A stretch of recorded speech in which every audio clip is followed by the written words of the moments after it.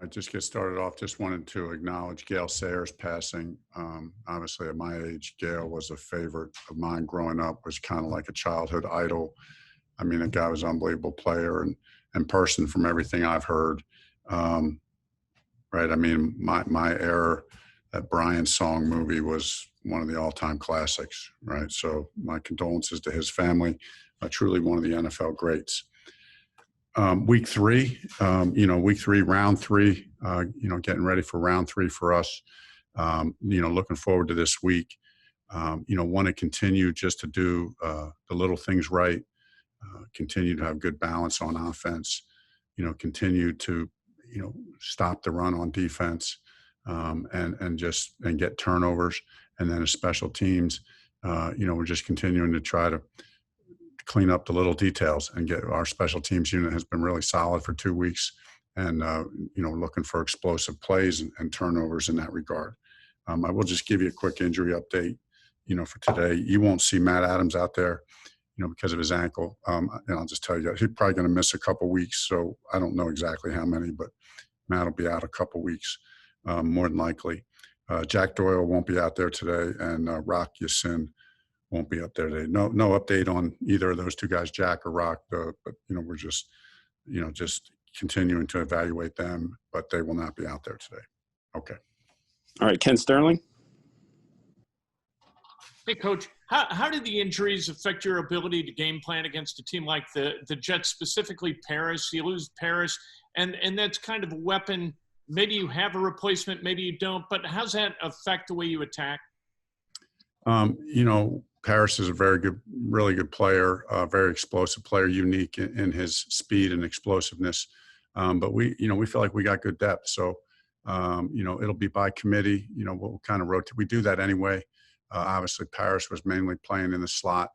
But, we'll just move guys around and kind of make the fit right for every play that we can and have confidence in the guys that will step in there. Stephen Holder. Hey, Frank, excuse me. After 2 weeks now coaching and calling plays with the mask, I'm wondering, what's been your experience, and, how has it hindered you? How have you learned to kind of, work around that, resist the urge to pull it down, right, which is a real thing? Yeah, well, the first, I almost came to this conference with this on. I'm not calling you out, by the way. No, I know. I almost came to this conference because I didn't want to get called out, but no, it's something I take serious. All right? This is, I understand the nature of the question, and when they issued the warning after week one, I was heeding the warning. Now, I will say, Stephen, to your point, I literally have tried 20 different masks. I think this is the one I'm settling in on, the one I wore this last week. Because you're talking a lot, there are times that, like it came down like that. And then as soon as I think about it, I pull it back up. But, I just have to make a conscious effort to speak a little bit louder.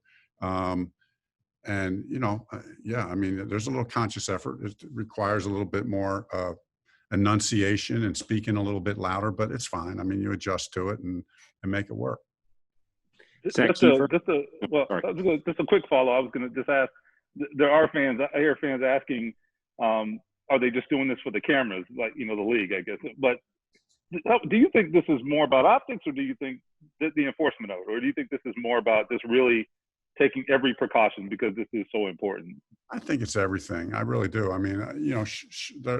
To say it's optics is obviously, could be more taken as more of a negative statement, but the NFL has a huge platform. So, optics is important at some level. We're trying to set an example, for our country.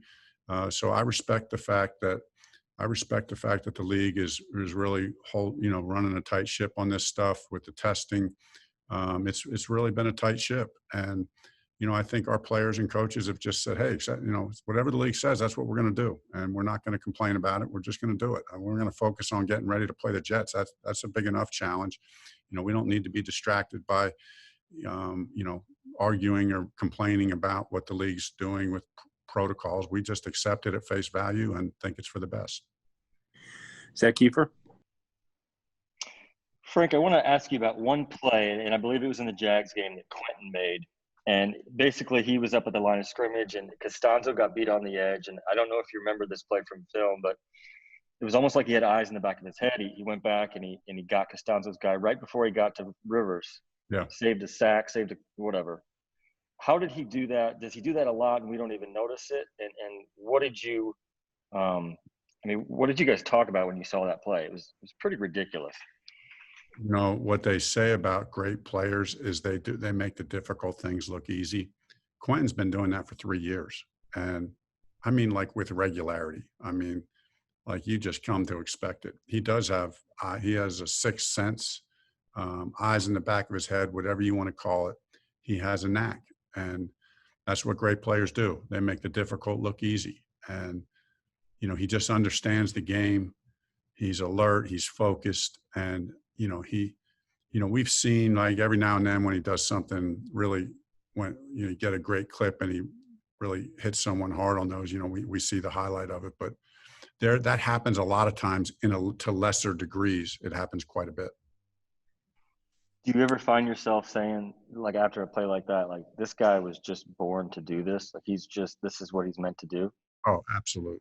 Absolutely. I mean, you know, I never I've been around this game for a long time. I never get tired of seeing great players or players do things like that. And, you know, I mean, certainly Quenton is a great player and he does things like that quite often. We got a lot of other players that do little things. I like being out on the practice field and, you know, whatever, seeing T.Y. make an unbelievable catch or, you know, just a player, Darius do something crazy. You know, as coaches, you know, at some level, you know, for a second, sometimes you become a fan and you say, man, I never get tired of seeing that. That's really cool stuff. That's why those guys are the best of the best and they're playing this game and getting paid to do it. Kevin Bowen. Frank, obviously a ton of familiar faces on the opposing sideline this week. Have you ever faced or had a game with this many former players going against you? And do you have to do anything differently, communication call-wise this week? I can honestly say I've never had this experience. I mean, when you know, Matt just gave me the combined list, and I mean, it's amazing, and a lot of good players, a lot of good guys. I mean, I look down these names: Henry Anderson, Josh Andrews, Terrell Basham, Pierre Desir, Matthias Farley, Frank Gore, Nate Hairston, Thomas and Hennessy, Quincy Wilson. I mean, I don't know every one of those guys, but I know most of them, and they were good players for us, and they're good players for the Jets. We knew when some of these guys departed, we knew they'd still be playing and being productive and playing good football. So it's different. It's different. Never. It's really different. Usually it might be one, maybe two, but this and then got coaches that have been here. Obviously Rex being here. So yeah, as far as the latter part of your question, Kevin, do we do anything different? No, not really. Not really. They know us, we know them a little bit. But, we'll do put it this way. We'll do just enough to complement things that they may know or personnel things that they may think or know that to keep them off balance. We'll try our best to do that. Joel Erickson. Frank, what have you seen out of Denico Autry the first couple of weeks here? Denico's really been a beast. Obviously 2 sacks the first game. I think he's really settled in, at the end position as well. He's doing a good job. We can move him inside, for the rush. Denico, like, he's old school tough. Denico's old school tough. And he doesn't say much. He just plays hard and is productive. And just love what he brings to the table. I've loved Denico from day one here. He's the kind of guy that we want on our team. He's tough as nails, plays smart, and is aggressive. I mean, love the attitude he brings to the field. Jim Aiello. Hey, Frank, forgive the comparison I'm making here, but just because of the basketball backgrounds, do you see any Mo or any Antonio Gates in Mo AlieCox at all? I mean, you haven't coached both tight ends, or are they just different kinds of players? Yeah, they really are different, Jim. They're really kind of different players. Antonio, right, one of the all-time greats. I mean, truly one of the all-time greats. Mo on the front end of his career, but they're built differently. They run different kind of routes.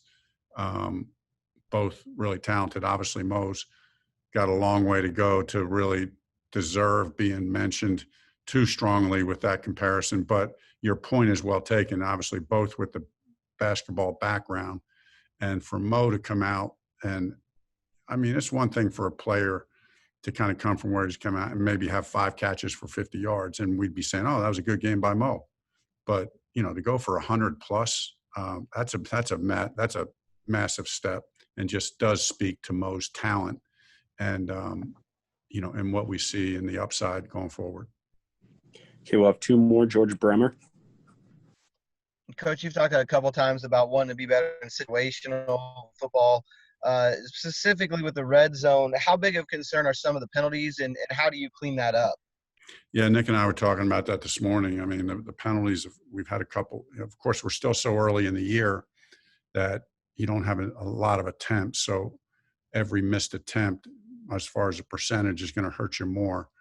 And we've had a couple where we've had 2 or 3 where we have penalties and we get long yardage situations. And it's always hard to pick up those long yardage situations when you get behind the stick, but especially so in the red zone. We put a lot of emphasis on that. We talk about it all the time, about staying in phase all the time, but especially in the red zone. And like we put a big emphasis in the red zone, like we don't mind being 2nd and 8. Let's just get positive plays. The one thing we don't want to end up is 3rd and long in the red zone. That's tough sledding. So we got to do a better job there. We have talked about it a lot, but it's definitely an area of improvement. And last one, Mike Chappell. Yeah, Frank, I'm not going to ask you to run down that list of former Colts again, but what's your appreciation for Frank Gore? Oh, I mean, now I was not here when he was here, but I was hearing legendary stories about Frank Gore everywhere I've been.